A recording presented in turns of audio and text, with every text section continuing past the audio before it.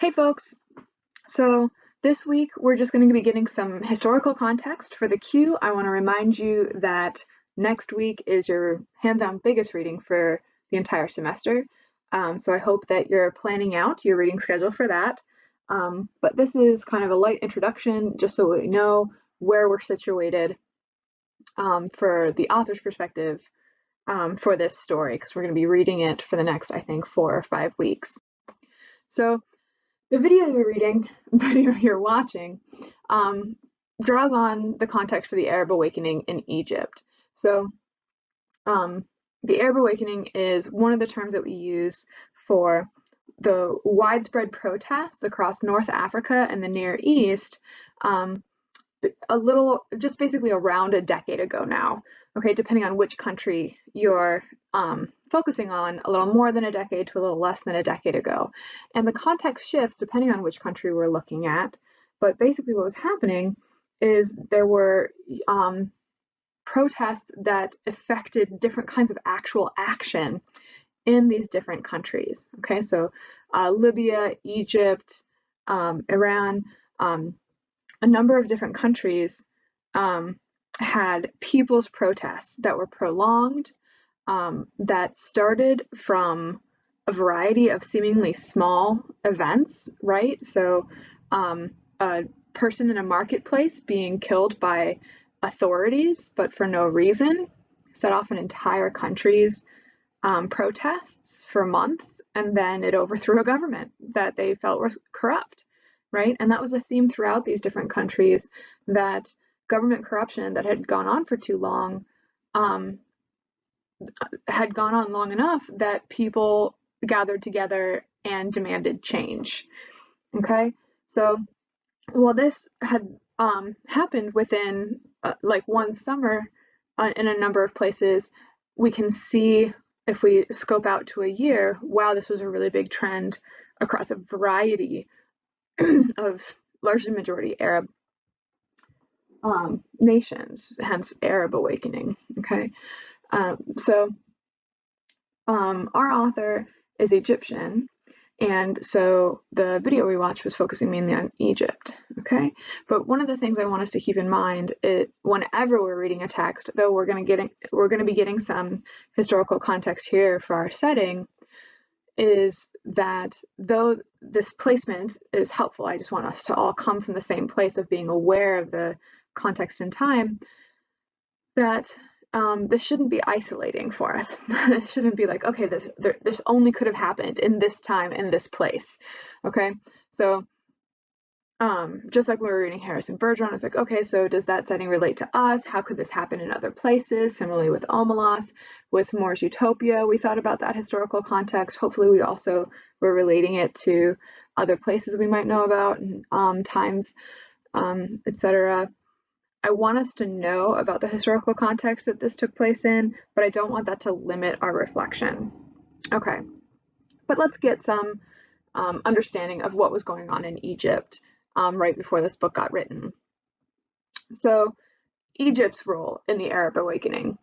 So, protests in Egypt began in early 2011, and action happened right after 18 days of solid protests. Okay, so beginning around the 28th of January, the government had to start reacting. Okay, so the protests had gotten media attention throughout the world at that point, and they eliminated the nation's internet access. So this was right at the beginning of social media really taking on. People were streaming on Twitter, and remember, this was like a decade ago, so that was having a real effect. People were telling people where to show up. And this, I'm sorry, this was really radical, right?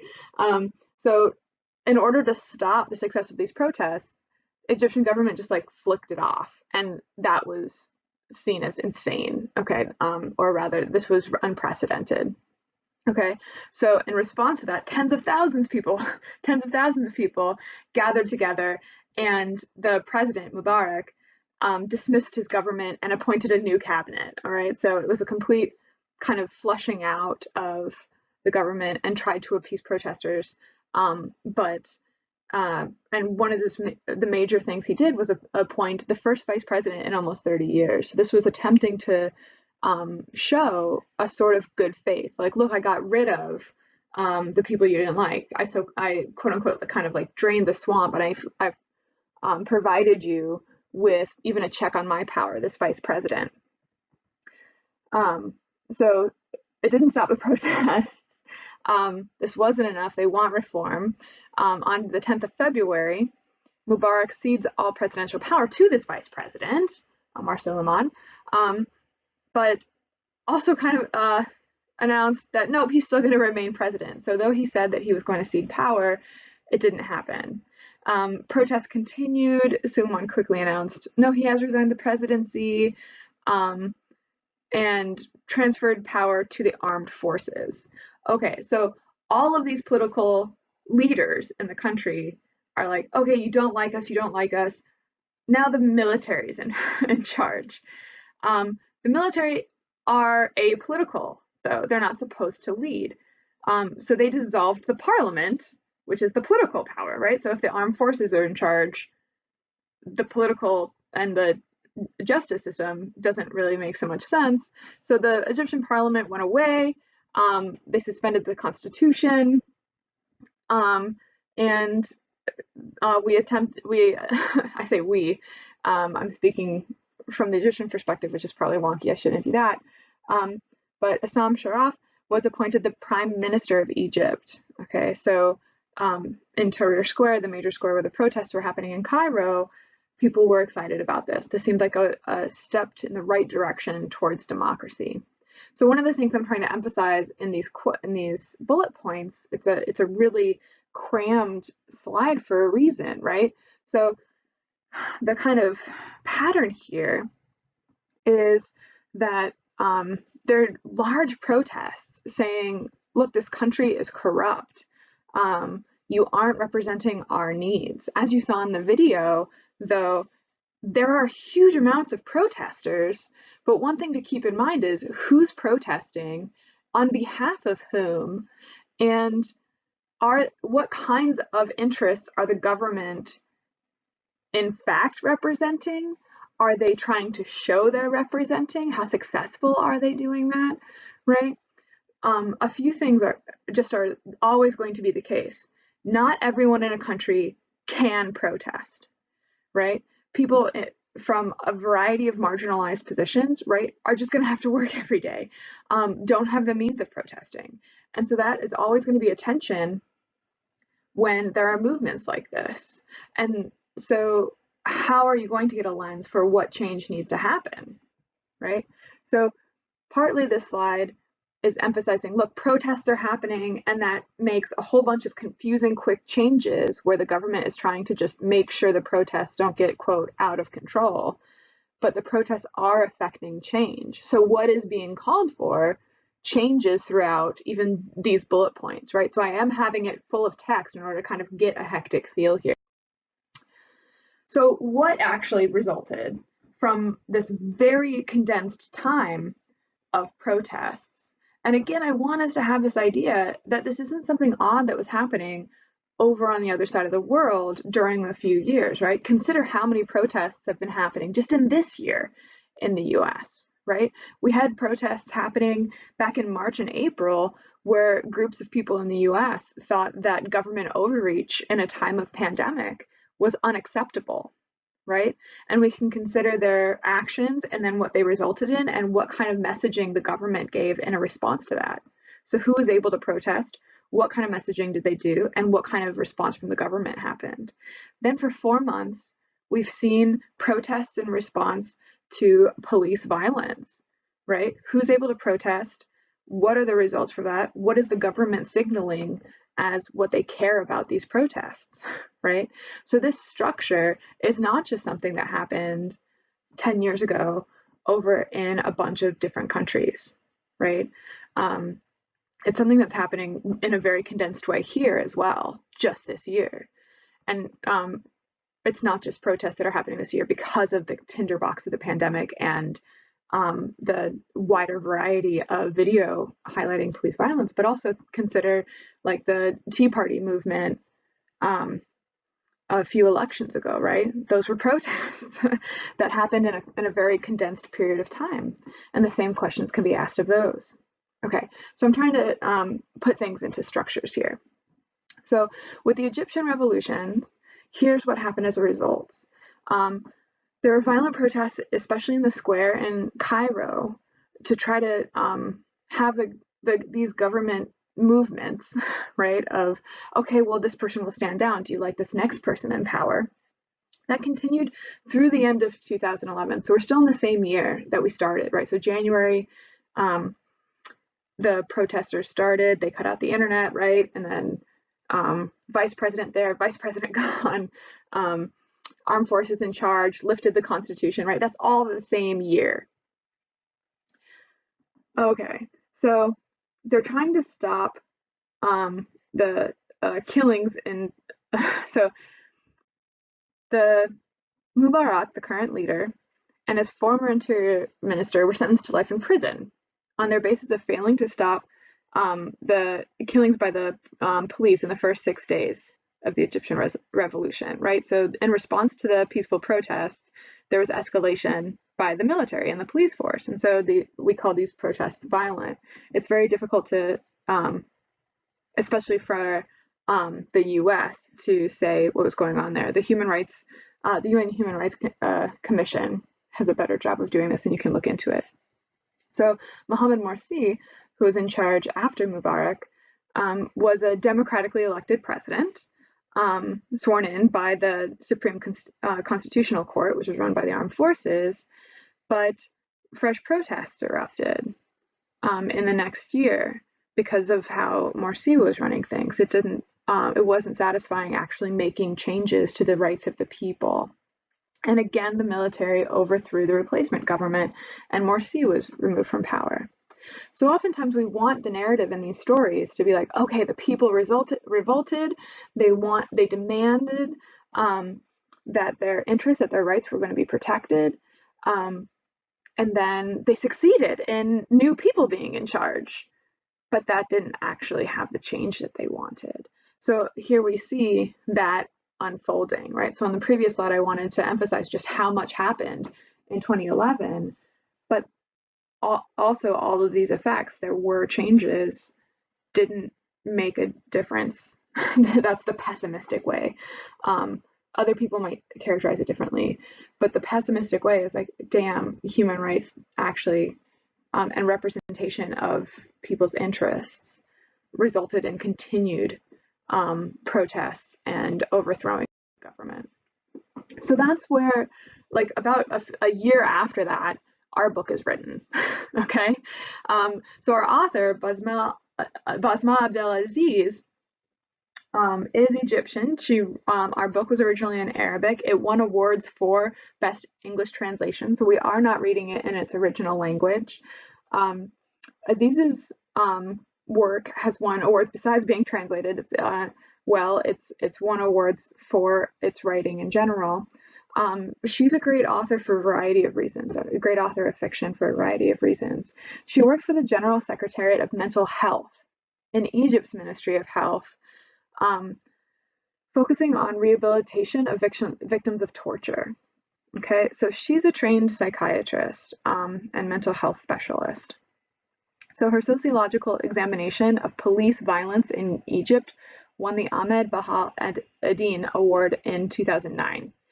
So she's a specialist in political power and how that results in human rights abuse and victimization, especially how torture impacts the psychology of the victim. So this is her debut novel, The Queue. It was published in 2013, which is right at the end of this timeline that I just went over. And the translation is 2016, so 4 years ago, and that's the one that we're going to be reading and won awards. So here's what we're going to be looking for. Well, here's just a quick thing. Her nonfiction really impacts her fiction.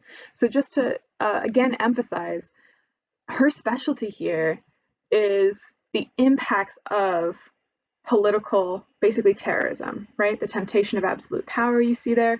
Memory of Repression and Beyond Torture focuses on how political violence impacts the psychology and the well-being of the individual.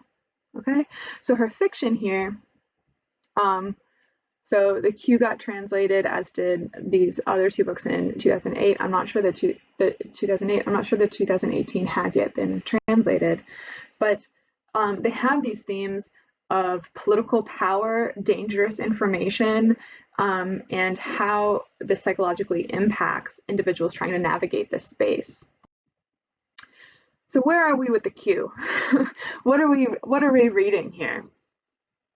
So here's the description from the publisher. And I just kind of want to frame your reading a bit because you do have a lot to read for this first chunk. So in a surreal but familiar vision of modern-day Egypt, a centralized authority known as, quote, the Gate, has risen to power in the aftermath of the, quote, disgraceful events, a failed popular uprising. Citizens are required to obtain permission from the Gate in order to take care of even the most basic of their daily affairs. Yet the Gate never opens, and the queue in front of it grows longer. Citizens from all walks of life mix and wait in the sun. A revolutionary journalist, a sheikh, a poor woman concerned for her daughter's health, and even the brother of a security officer killed in clashes with protesters. Among them is Yahya, a man who was shot during the events and is waiting for permission from the Gate to remove a bullet that remains lodged in his pelvis. Yahya's health steadily declines, yet at every turn officials refuse to assist him, actively denying the very existence of the bullet. Ultimately, it is Tarek, the principal doctor tending to Yahya's case, who must decide whether to follow protocol, as he has always done, or to disobey the law and risk his career to operate on Yahya and save his life.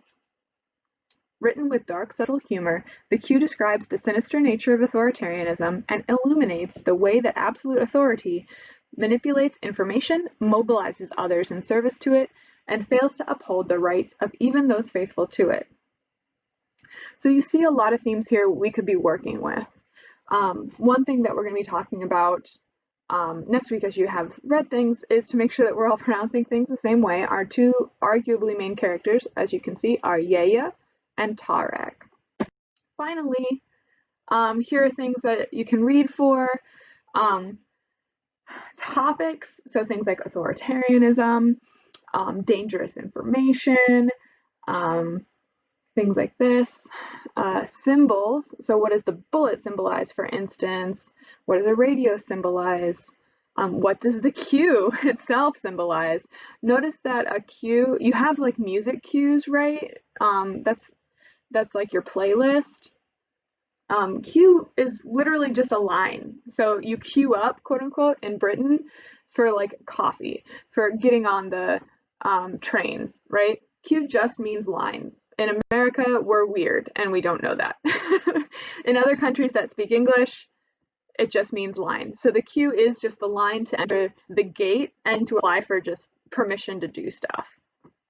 Okay, one of the cool things about the queue is we have a whole bunch of main characters. We learn a lot about how the queue works and about how society works by getting actually a pretty rich understanding of a whole host of characters. So while Yahya and Tarek are arguably our main ones, you'll see that chapters start with other characters' names like Shalabi and Mabruk, and they're important. They're going to grow over the book. So pay attention to them and see what you feel about them, and see what you expect them to be like, because as you know, as we learn more about the totalitarian society here, they have to figure out how to navigate it. Okay. Speaking of, think about the role of the government. What might have happened in order to make this government have this role, right? So we just talked a bit about protests and what kind of questions we can ask about protests. What kind of protests do we think happened here? What are possible now? Why are people behaving the way that they are? Okay. The other few things, I think the conveying of information is really important and interesting here, because people know things about their lives, about what's happened, about the gate, but how do they share it? How do they think about having information? What's dangerous about having information? Okay, so that's what I'd like you to look out for. And also always consider similarities with features of our own society and the other material we've engaged in class. So though this week I'm focusing on just making sure that we know the context in which this book has been written, hopefully I've highlighted a few things that are similar to our own society. One thing also, there's a religion in this book. It's not actually filled out a lot. Um, Especially it'll talk about God a bunch. Make sure that you don't exoticize that. We talk about God all the damn time, so to speak, oh dear, in our communities as well. So you can consider the role that religion plays and how religion plays out in our culture. Finally, just one word I want us to be familiar with, because this might not be something that you know, and it's part of the setting of the book. So if you're imagining the world, I think if you don't have a picture for this, it might be a block. This is Galabeah.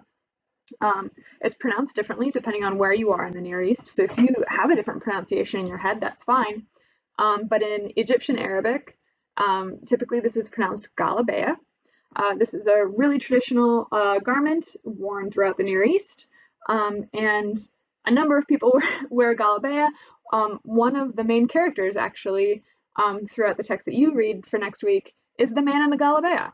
So if you can't pronounce that in your mind, that might be a little difficult. And also, a number of people just slip on a Galabeah before they go someplace. Here's what we're talking about. So the person on the left here is wearing a simple everyday Galabeah. You might have different collars there. But yeah, that's a traditional Galabeah you might see a man wearing in Egypt on an everyday basis. But there are very different standards of everyday to formal. On the right, I'm showing you fancy versions, right? So in order to make it fancy, you have different style sleeves and you have a bunch of embroidery, shiny stuff on it, and things like this. So on the right, you're seeing a particular version of a woman's Galabeah that's fancied up. So the neckline, depending, could go up, or you could wear an under layer in order to make it go up to neckline, like a top of a higher neckline, sorry. But also there'd be a version of the guy's Galabeah for the woman that would be everyday too. I'm just showing how you would make it more fancy. There's a range, but most of the characters that we're reading have their everyday Galabeah on. I just wanted to make sure we had that under our belts. Okay, so that's our historical context for the Q. I hope your reading's going well. Please feel free to reach out if you have any questions. Have a good week. I'm looking forward to talking about this book with you.